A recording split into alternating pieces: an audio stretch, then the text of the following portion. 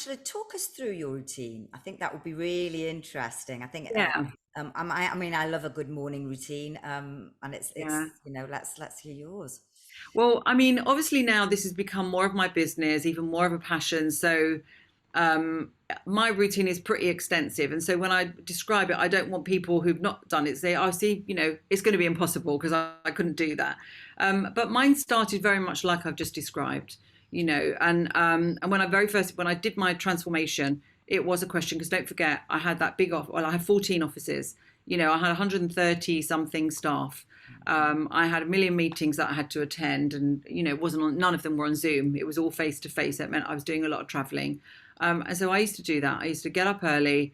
I used to go straight to the gym, do a workout, come back, feel much more invigorated, have a shower, eat something, and I'd still be in the office before 8 o'clock. And still two children and all the things that we all have to contend with. But now it is different. Because I do a lot of mindset work as well. And I don't know if I told you that I've now trained with Joe Dispenza to teach his work as well. Yeah, we'll definitely have to get I'll tell onto you that. about. I Yeah. absolutely love, yeah, Dr. Joe. I'm dying to do one of his workshops. I know he's Oh yeah. quite difficult to get on, but yes, Oh definitely. no, they're amazing. I'd highly Amazing. recommend. And now I've done this training. I've incorporated it into the programs that we teach, and also actually officially deliver his programs as well. I trained with him personally for a couple of days, and so it's been very very enlightening, and it's really changed my meditation practice. So my routine is I get up. There's like a 4 o'clock in the number usually. So before 5 o'clock, I will just make a coffee, and it will be black coffee with some ghee, some MCT, and some collagen protein. I'll sit down. I've got a sensate. I don't know if you've come across a sensate before, but it sort of vibrates the vagus nerve, which is meant to be very calming. How do you find that? Because I've been I reading really like about it. it. It's Yeah, I really love it actually. I mean, you just put it there on a string, and it's on for about 20 minutes. And I put this thing called the sound of silence. And during that time, I just do a bit of journaling. And the journaling can be all sorts of things. I mean, it's what we teach in terms of different types of meditations, and but it can be identity based, it can be goals based, it can be what do I want to think, and how do I want to act, and how do I want to feel. So it goes through stages really, but there'll be some journaling, and then I will go to the gym. And now my gym is pretty high tech now because it's in Kensington. I chose it purposefully for that. So I have an hour in an oxygen chamber, and I do an hour's meditation in there. And that's where I do the sort of the deep meditation. Then I have 3 minutes cryotherapy in their tank.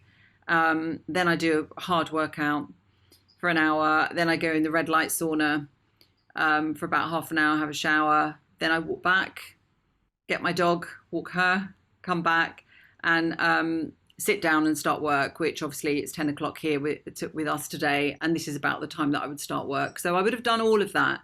Um, well, and amazing to think, and it's only 10 o'clock. You've got the rest yeah, of the day. Now people might listen to that and devil's advocate say, "Wow, that sounds exhausting." yeah. Well, it isn't. What it is it's actually invigorating, and but that's my Monday to Friday, and then and I don't normally train on a Wednesday, so try to train 4 or 5 times, but Monday, Tuesday. So on the Wednesday, I don't actually train. I might do some sort of incline walking on a treadmill or something, and then Saturday or Sunday I will train, but not always. So I do 4 or 5 training sessions, but I'm always done by about 10, and that's all the journaling, that's all the meditating.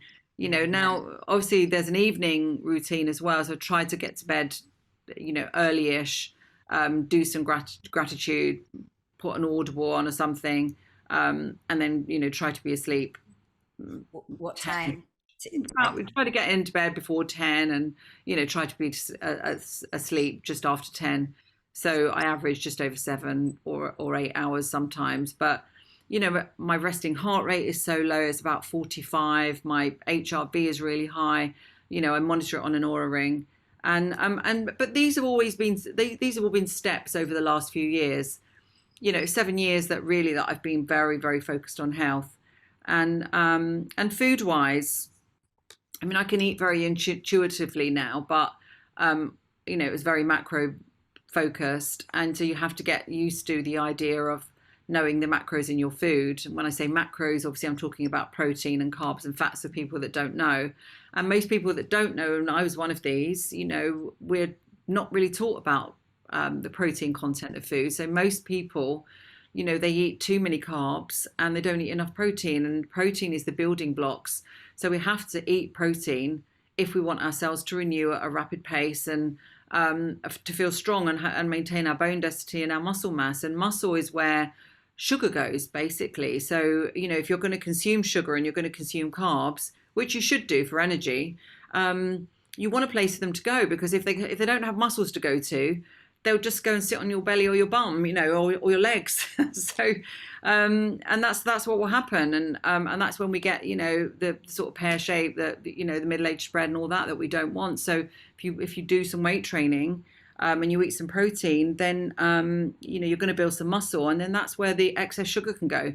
And then we need healthy fats, obviously, through things like eggs and avocado and nuts, to promote cell renewal and to make sure the exterior of the cell is really strong and healthy, and that our skin is glowing and everything like that. So, I mean, a macro count is ideal at the beginning if you want to be very precise about how much protein and how much fats and carbs. But as you progress and you get used to it, you can think, right, well, I'll always have porridge in the morning or with berries, and I would have had the collagen in my coffee. And then I'll have sort of eggs, and whatever I've got or wherever I am, I'll have something like eggs on toast or something, as a second meal about 11. And then I'll probably have prawns or chicken with loads of vegetables about 2 or 3.